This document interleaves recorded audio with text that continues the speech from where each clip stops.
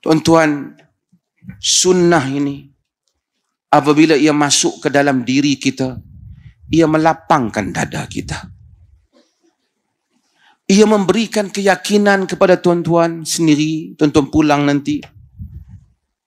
Walau apa orang tomah tuan-tuan, sentiasa satu perkara akan naik dalam kepala tuan-tuan. Setiap kali tuan-tuan beribadat, tuan-tuan akan tanya, bagaimana Rasulullah buat? Cinta Nabi itu tuan-tuan, ramai orang mengaku cinta kepada Nabi.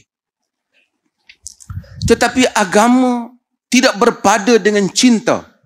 Hal ini selalu saya sebut. Agama itu cinta dan ikut. Kalau cinta sahaja, Abu Talib cinta Nabi. Ramai orang-orang yang membaca sejarah Nabi, cintakan Nabi.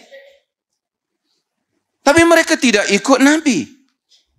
Kalau ikut saja jadi orang sunnah, ikut Nabi, tapi tak ada kasih dan sayang kepada Nabi, tak memberi manfaat.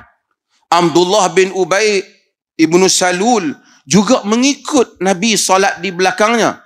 Tu imamnya Nabi, tidak memberi manfaat. Kita ingin manusia cinta dan ikut Nabi.